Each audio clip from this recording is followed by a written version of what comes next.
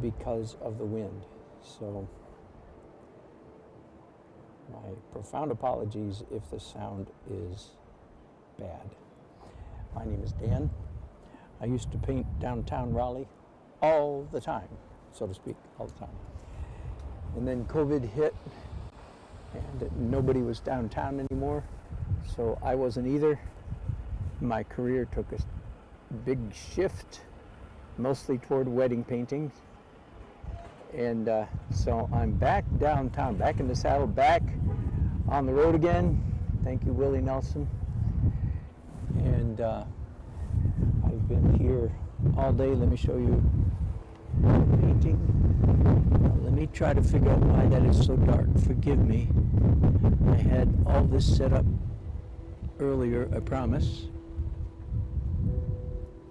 Whoops. And let's, come on. And for some reason, hopefully it's gonna, come on.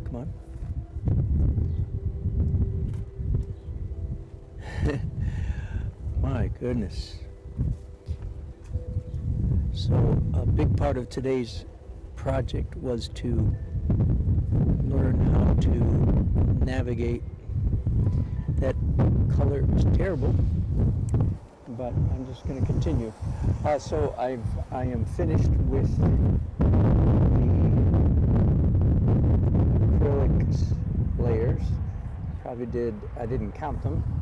Typically, I would do somewhere between 15 and 20 layers of acrylic and then switch to oil. And I have been in oil for a while now, and I'm right in the middle of,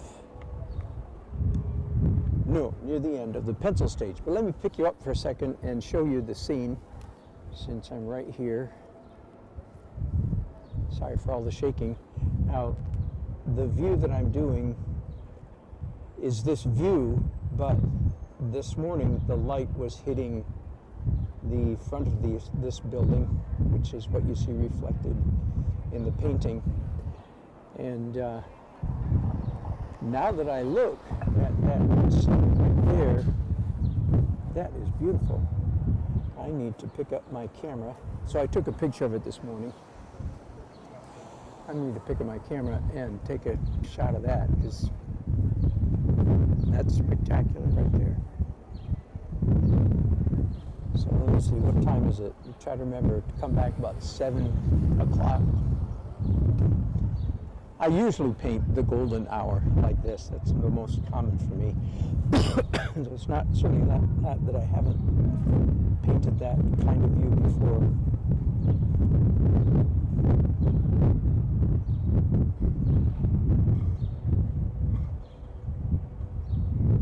Right.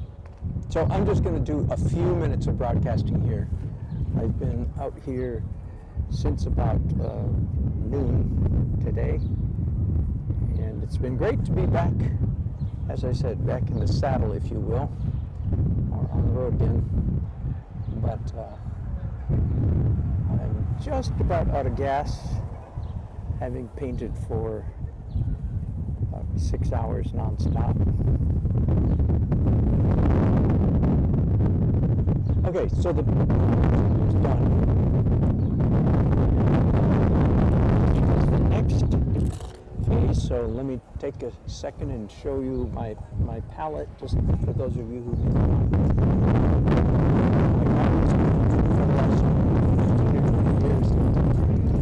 excellent. I've done this. Starting with purple and going on to my browns, dark.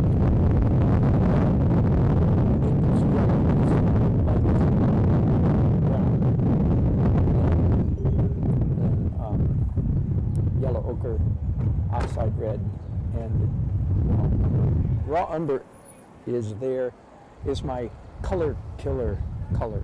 I need to kill a color. That's my go-to. But right now, I am definitely not in the color killing phase. And I'm hoping that I'm going to be able to see some live chats here on my monitor.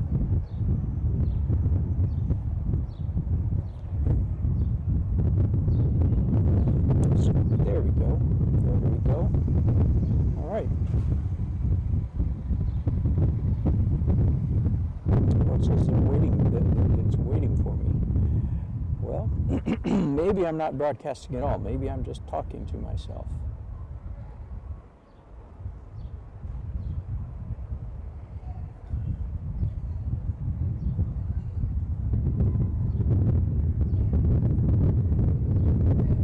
I'm going to keep talking, and if there's anybody watching, I hope. All right, so let me tell you, I basically have 2 or 3 layers to go in this painting. Again, 25 layers done, and 2 to go. The layer I'm going to do right now, the phase, I paint in layers or phases. And the phase that I'm in right now is broken color.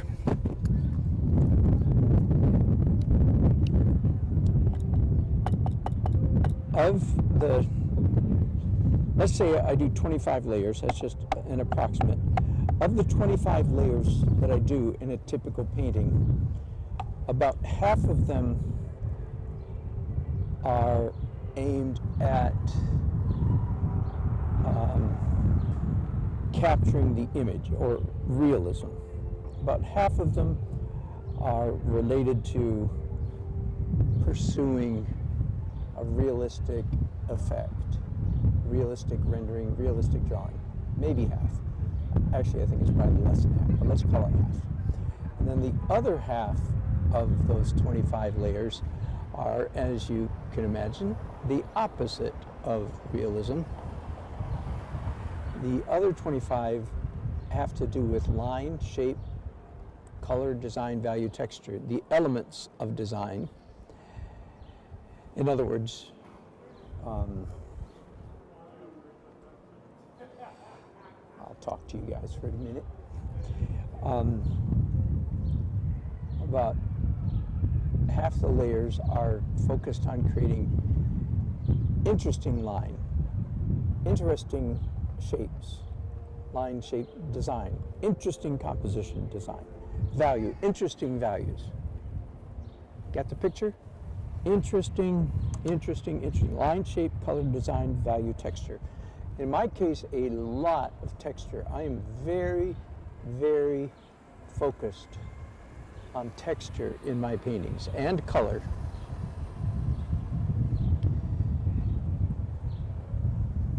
And so, as I was saying, about half of the layers I'm rendering, drawing, trying to capture realistically the image, the subject matter. The layer that I've just finished, I'll come back to this, was pencil. So you can see there's a lot of pencil on the canvas right now. Pretty much whatever was the last layer or phase that I painted, in this case, pencil. Whatever was the last layer or the last phase of my painting, at the end of that phase, there is too much of it on the canvas. Does that make sense? So the reason there is too much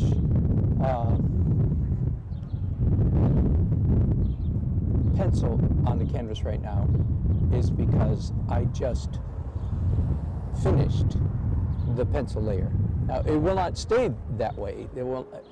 When I'm all done with the painting, I hope to have the perfect balance of everything. Not too much pencil, not too much of anything. Anyway, so right now I am doing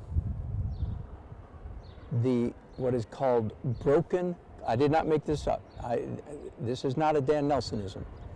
A lot of the stuff I do is unique to me or almost unique to me, but this is not one of them.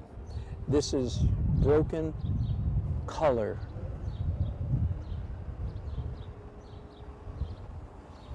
Now, having said that, I've talked myself into a corner. It isn't all broken color. Let me describe broken color for you. And this is classic art school, art professor kind of stuff. The idea of broken color is you put a color on your canvas, a daub of paint, say, that matches the value. That's an important word. It's the same lightness, darkness. Matches the value of what's already there, but it's a contrasting, and in fact, most of the time, I would say most of us artists who employ the broken color technique, certainly in the modern era, since 1900, most of us are doing unrealistic color, or my favorite word is ironic color. So that's a pretty good example. That stroke that this purple I'm doing, I started with dark purple and now I'm doing a lighter purple. And I don't try too hard to match the value all the time. So I'm doing a bastardized version of broken color. I'm breaking the rule, because if I was real disciplined about it, which I don't want to be disciplined about it, I would be very careful that every color that I'm putting down matches the value of what's already there, what's already on the canvas. All right, now some of you should be saying, well, why broken color? And let me go back to, I call it ironic color or unrealistic color, distinctly unrealistic color. You could almost say anti-realist color. Like right now I'm doing some pedestrians walking on the street and I just made that lady's face purple. So that is very definitely not realistic. You with me? Now let me tell you why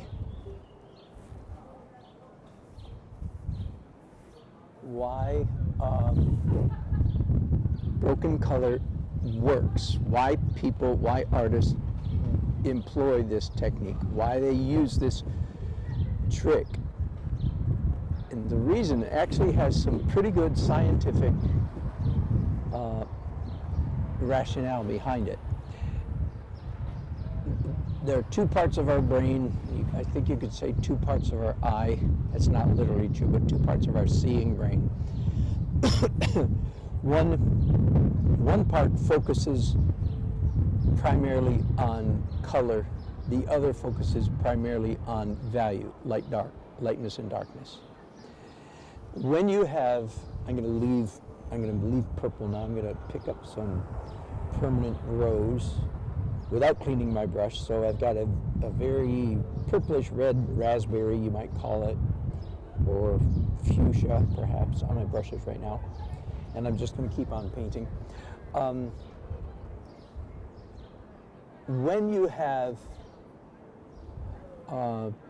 one color sitting on top of another, contrasting colors, let's say, like I'm doing right now, a dot of red or a smudge of red on top of green foliage, green tree in this case. When you match the value, our brain toggles back and forth, gets mildly confused, if you will. And the result is, if you do broken color right, the viewer, including us artists, when we view our own work, the viewer experiences a strobing, flashing, intermittent, what's the word I'm looking for, effect. The colors on the canvas literally appear to vibrate. Give, take, push, pull, back and forth. And as I say often, even though in most of life, human beings do not like the sensation of being confused. We as human beings, go to great lengths to avoid personal confusion. But when it comes to visual art, in fact, the human brain very much enjoys momentary flashes of confusion. So that's sort of what's happening when our brain toggles back and forth when we do broken color well. Okay, I'm going to, I guess I didn't need to clean, I just rinsed up my brushes and that was a waste of time. I'm going back to this fuchsia color and I'm adding titanium white to it. By the way, I've said this many times over the years, but in case you missed it, and of course I have not been broadcasting much, I'll talk more about that in a minute, about my expectations for broadcasting.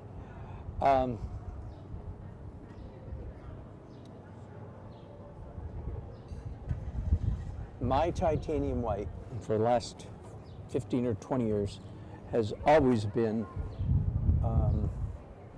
Alkyd. Can you see that? A-L-K-Y-D. Ignore the Griffin, that's just the brand, the Winsor Newton Griffin. But the word Alkyd, what that means is it's essentially fast drying oil paint. And that is a great boon to me because I do not have time to wait for oil paintings to dry a long time because I work hard and fast, and in my career the painting is in the studio today and for sale tomorrow. By the way, this painting is for sale if you'd like to make an offer. Every reasonable offer will be considered.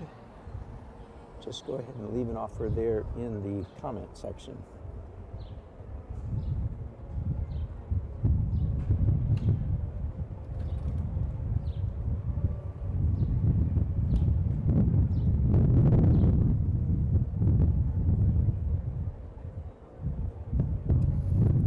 Forgive me, I'm trying to get my monitor up and running and having a hard time at the moment. So give me just a minute to see if I can see. And again, I apologize for not having earphones. I've already complained. There we go. Right now. All right, some of you are, Barbara, I saw your name just 2 days ago. Earphones. All right, I have to turn off my music here because I've got interference going. Barbara, dear old friend, thank you. I look nice. Yes, and I apologize for the wind. In fact, I tried to start broadcasting about 5 hours ago, as you may have seen, and could not do so because of the wind.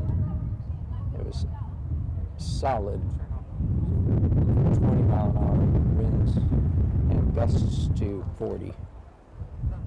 My easel, by the way, you may wonder, why doesn't my easel fly away? And the answer is because I'm very experienced with this. It still it's exciting sometimes, but I have about 80 pounds of ballast. Not bricks, just my painting equipment and a jug of water to drink and a heavy speaker and a 30-pound backpack full of my sound equipment. Barbara, since you are here, I'm going to pick you up and turn you around just for a second because you know where I am, sort of. I did a painting of, basically the blue umbrellas are missing, but that's the view that I believe you have a painting of mine. Is that right? So I'm right across the street from the painting, if you still have it. You know how artists are. Buy a painting, throw it out. I'm being silly. Anyway, Barbara, delightful to see your name.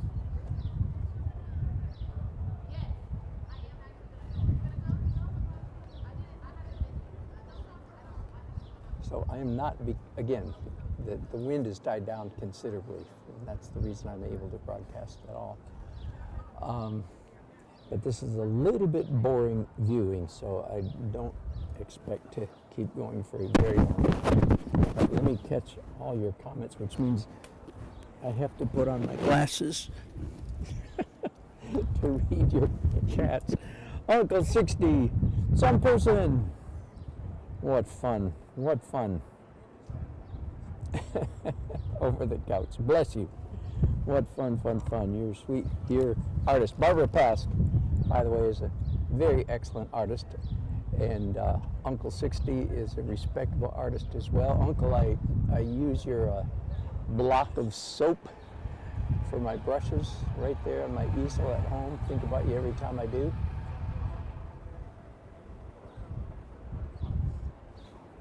I have switched the paint on my brushes now to a pretty much a straight red. Oh, so let me explain, and forgive me, I have people like Uncle 60 and Barbara Pask on. They've heard all this stuff.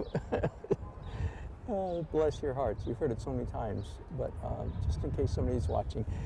So this broken color is not the last layer of the painting. The last layer of the painting is what I call final edit, and that means pretty much exactly like it sounds. In the final edit phase, I use mostly opaque paint, and I cover up everything that I don't like in any of the previous layers.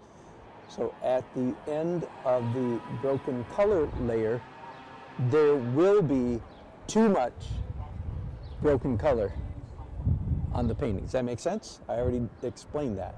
At the end of every phase of the painting process, at the end of every phase, there's too much of the last phase. Except, of course, when it comes to the very last phase, which is what I call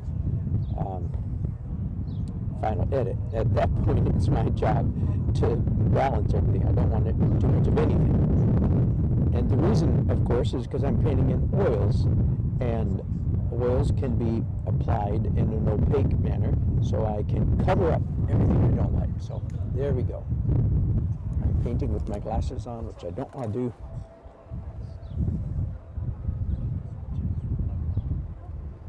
So when I do the broken color, I try to be loose and crazy and free and just let myself do crazy stuff.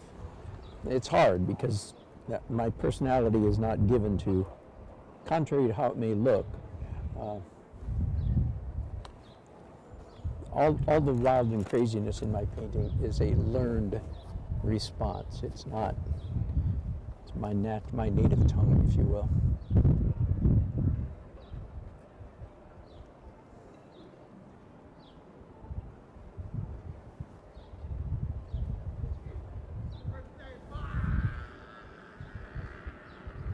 Temperature-wise, it's been absolutely beautiful day. Windy, but I think it was a high of 73. Just about perfect weather for painting. Oh, and I will tell you, I'm not going to broadcast my music tonight, but in a few minutes I'm going to stop painting, and I brought my 3 guitars, a trumpet, harmonicas, and a small pedal board. I am going to reward myself by playing some music. I will indeed broadcast my music in the future, but I don't think I have the energy for it today. It's been a long day, and and with the wind and other issues, it just is not the best time to try to do broadcast music. So another time. I've been working very hard. Some of you wonder what I'm doing. I've been working very hard at shifting my career. It is significantly shifted. I'm not going to stop being an artist, but I have elevated my music to almost on par. This amount of time and attention that I've given it. I'm as much a musician as I'm an artist just about at this point, and I'm more of a writer than either of those. I've been working very hard. You will watch as much of me as you want to. I plan to start reading my books shortly. That will be my primary marketing strategy on the way to publishing my books. And some of you will like my books, and some of you will say, stick to painting. Not anybody currently on the video probably will say that, but you never know.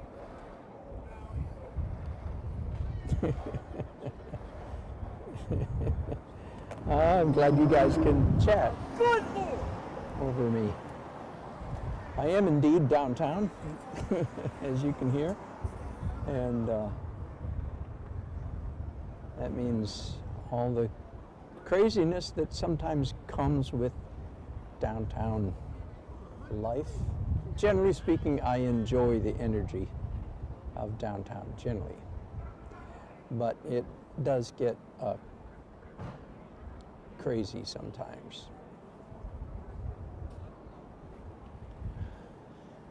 All right, I think this is probably just about boring enough. I'll add one more color, and I'm now going to end up without, most of the time when I'm doing broken color, I don't clean the brush, I just go around the color wheel.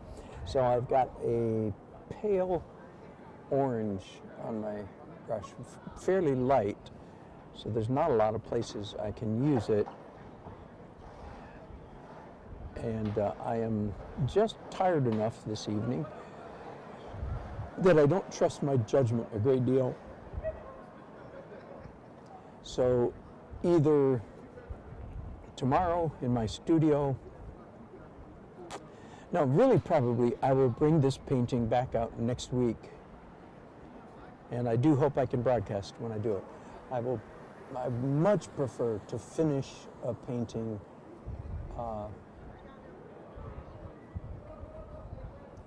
on location instead of finishing in the studio. Just the energy is better when you're outdoors. I tend to get, I think most artists tend to get more bogged down when they paint in their studio, slow down, paint too slowly, and so on. When I paint on the street, I tend to move with dispatch, which of course is much better than going slower and slower and slower. I think every artist has experienced that, going slower and slower and slower, bogging down, overworking. So I hope that I'll be back out next week, even early next week.